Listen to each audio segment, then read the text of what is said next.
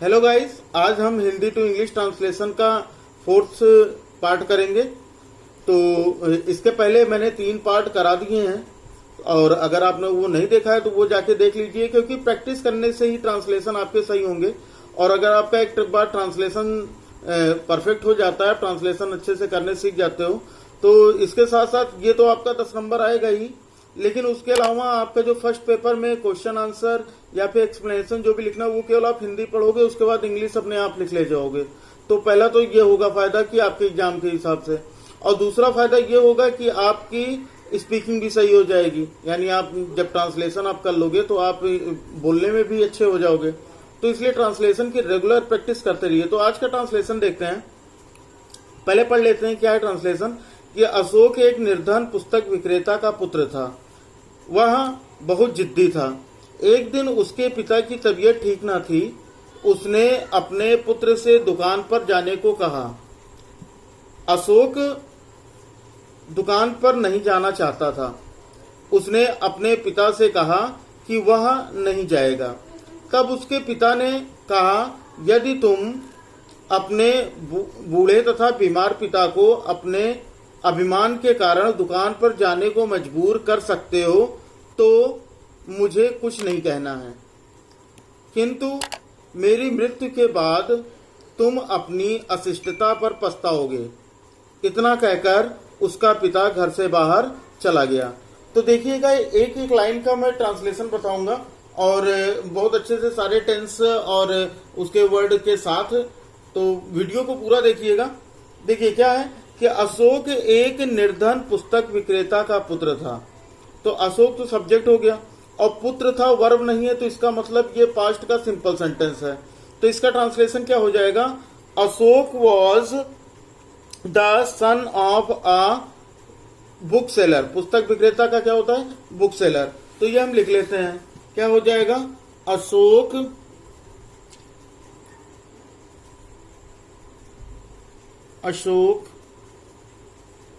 was the son of a poor bookseller. poor bookseller। पहले sentence में कोई problem हुई नहीं, बहुत आसान था। आगे देखते हैं दूसरा क्या आता है। वह बहुत जिद्दी था। तो जिद्दी की इंग्लिश, ये भी पास्ट का सिंपल सेंटेंस ही है, जिद्दी था। तो यहां पर देखो जिद्दी की इंग्लिश क्या होती है, एक तो होता है स्टबन जिद्दी और दूसरा होता है ऑब्स्टिनेट। तो वह बहुत जिद्दी था, तो लिख देंगे ही वॉज वेरी ऑब्स्टिनेट। बहुत आसानी से देखिए, तो हो गया ही वॉज वेरी ऑब्स्टिनेट।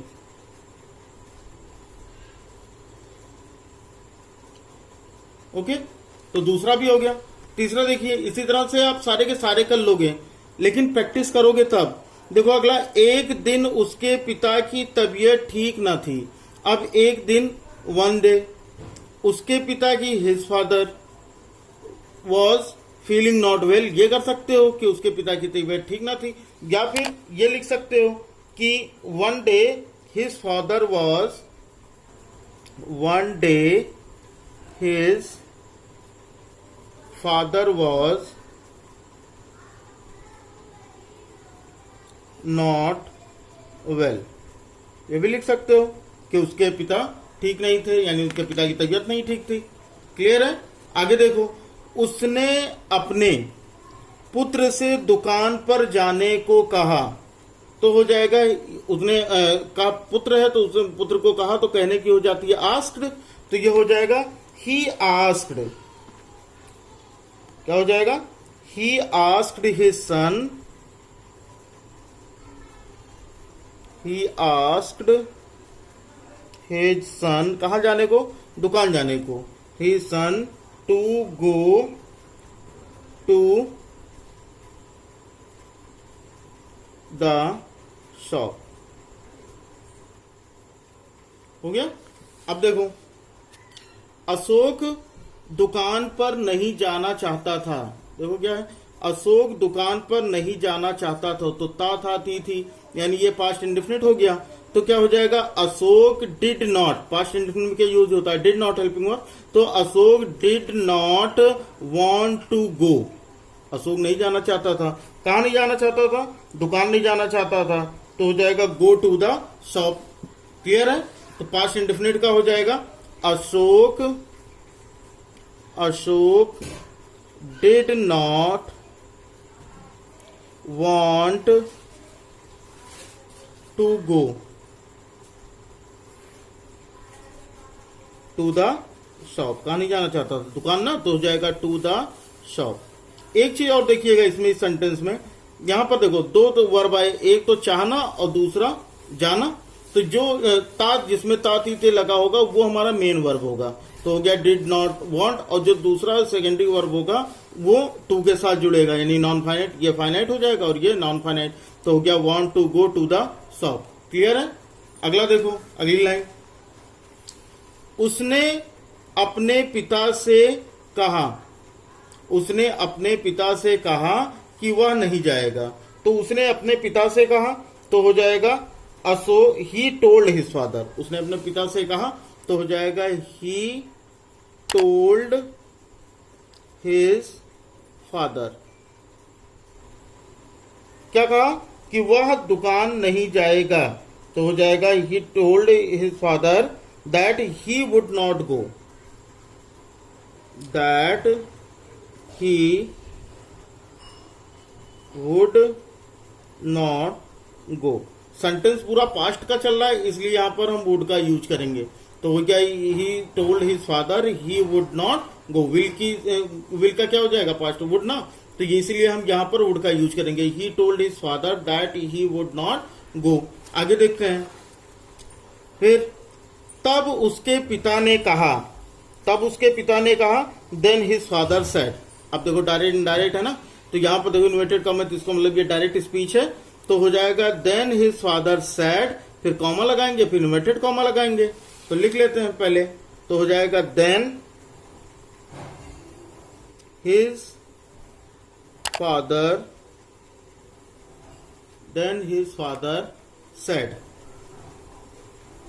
फिर कॉमा लगा था, इन्वर्टेड कॉमा लगा, क्या क्या लिखा था, तब उसके पिता ने कहा, यदि तुम अपने बूढ़े तथा बीमार पिता को अपने अभिमान के कारण दुकान पर जाने को मजबूर कर सकते हो तो मुझे कुछ नहीं कहना है।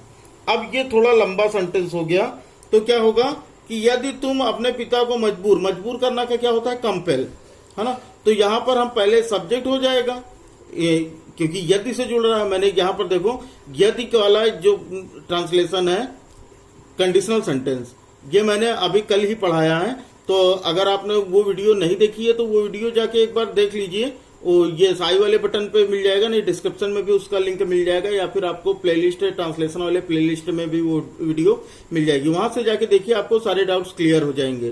तो यदि तुम अपने बूढ़े तथा बीमार पिता को अपने अपमान के कारण दुकान पर जाने को मजबूर कर सकते हो तो मुझे कुछ नहीं कहना है। तो यहाँ पर सेंटेंस क्या है कि कह सकते हो, यानी प्रेजेंट डेफिनेट है, हाँ, तो ये सेंटेंस जो होगा वो प्रेजेंट डेफिनेट में होगा, तो हो जाएगा if said, then his father said, if you can compel, COMPEL, मजबूर, कंपेल, ठीक, यू कंपेल किसको, अपने बूढ़े और बीमार, तो हो जाएगा योर ओल्ड एंड सिक, बूढ़े और बीमार पिता को, फादर, दुकान जाने को, तो हो जाएगा to go to the shop, किसके कारण, अपने अभिमान के कारण, तो हो जाएगा फॉर द सेक ऑफ, अभिमान का प्राइड, तो सेक ऑफ योर प्राइड, हो गया। उसके बाद तब, उसके बाद क्या कहता है, उसके बाद ये कहता है तब तो मुझे कुछ नहीं कहना, तो के लिए यूज होता है कॉमा का, तो के लिए यूज होता है कंडीशनल सेंटेंस में कॉमा का। तो मुझे कुछ नहीं कहना है, आई हैव नथिंग टू से, आई हैव नथिंग टू से, और उसके बाद यहां पर फुल स्टॉप और म्यूटेड कॉमा क्लोज। क्लियर है बात? आगे देखो, किंतु मेरी मृत्यु के बाद, किंतु मेरी मृत्यु के बाद तुम अपनी अशिष्टता पर पछताओगे। किंतु यानी बट, है ना। पछताना का होता है रिपेंट, पछताना की इंग्लिश होती है रिपेंट, REPENT, रिपेंट। किस पर? अपनी अशिष्टता पर। अशिष्टता को बोलते हैं रूडनेस। तो यहां क्लियर हो गया, पछताओगे तो यानी पास्ट का है तो हो जाएगा बट, आगे भविष्य की बात कर रहा है तो हो जाएगा बट यू। अच्छा, यू के साथ विल का यूज होगा या शैल का? यहां थोड़ी सी बात डिस्कस कर लेते हैं। यहां पर देखो, मेरी मृत्यु के बाद तुम अपनी अशिष्टता पर पछताओगे, यानी ये कंफर्म है पछताना। वैसे यू के साथ तो विल का यूज होता है, लेकिन ये पिता कह रहा है और ये कंफर्म बात कर रहा है कि तुम पछताओगे, तो वहां पर हम विल की जगह पर यू के साथ शैल का यूज करेंगे। क्लियर है? तो ये हो जाएगा you shall repent, you shall repent on your rudeness, RUDENESS, rudeness. कब? मृत्यु के बाद, मेरी मृत्यु के बाद तो हो जाएगा after my death, after my death. हो गया? यहां पर देखो ये चीज समझ लो, यहां पर क्या होता है, वैसे यू के साथ तो ये तो सर ने गलत पढ़ा दिया, यू के साथ तो विल का यूज होता है, आई और वी के साथ शैल का यूज होता है। लेकिन ये कंडीशन होती ना कि अगर कोई भी सेंटेंस इस तरह से हो जिसके होने की पॉसिबिलिटीज बहुत ज्यादा हो, जैसे मैं घर जाऊंगा, मैं घर जाऊंगा तो इसका हो जाएगा आई शैल गो टू होम, मैं घर जाऊंगा आई शैल गो टू होम। यहां लिख देते हैं, क्या हो जाएगा, मैं घर जाऊंगा तो इसका हो जाएगा आई शैल गो टू होम। क्लियर है बात? मैं घर जाऊंगा। लेकिन अगर ये बात आ जाए कि मैं घर अवश्य जाऊंगा, तो वहां पर क्या हो जाता है कि I will go to home, I will go to home. यानी जिस काम के होने की पॉसिबिलिटी बहुत ज्यादा हो जाती है, तो वहां पर ये हेल्पिंग वर्ब जो होते हैं वो चेंज हो जाते हैं। तो उम्मीद करता हूं ये समझ गए होंगे आप। चलो फिर देखो, समझ गए हो तो ये वीडियो को लाइक जरूर कर दो। उसके बाद देखो आगे लास्ट लाइन पे आते हैं, इतना कहकर उसका पिता घर से बाहर चला गया, इतना कहकर उसका पिता, तो इतना कहकर तो हो जाएगा सेइंग दिस, इतना कहकर सेइंग दिस। उसके बाद फिर दूसरा पार्ट आता है इस सेंटेंस का, उसका पिता घर से बाहर चला गया, तो क्या हो जाएगा, his father left his house. यहाँ गो वगैरह का यूज नहीं करना है, यानी उसका पिता जो है वो घर छोड़ गया, तो हो गया his father left his house. चला गया, पास्ट इंडेफिनिट ही तो है, AEA, तो यहां पर वर्ब की सेकंड फॉर्म का यूज हो जाएगा। तो क्या हो जाएगा, इतना कहकर, तो ये हो जाएगा सेइंग दिस, सेइंग दिस। फिर दूसरा पार्ट शुरू होता है, इसलिए हम कॉमा लगा देंगे। उसका पिता घर से बाहर चला गया, तो हो जाएगा his father left, left LEFT है, लेफ्ट हिज हाउस। ये हो गया। यानी सेंटेंस अगर देखो इस तरह से करके देखो तो ये लगता भी नहीं कि ये ट्रांसलेशन थोड़ा मतलब कुछ भी डिफिकल्ट होगा, बहुत ही इजी लग रहा था। तो यहाँ पर ये सारी चीजें एक एक पॉइंट हमने डिस्कस कर लिया, इसका एक एक वर्ड और सभी सेंटेंस के फॉर्मेट और साथ में उनके टेंस भी। तो ये था ट्रांसलेशन। तो इसी तरह ट्रांसलेशन आप करते रहेंगे तो ट्रांसलेशन आपको बिल्कुल इजी लगने लगेगी।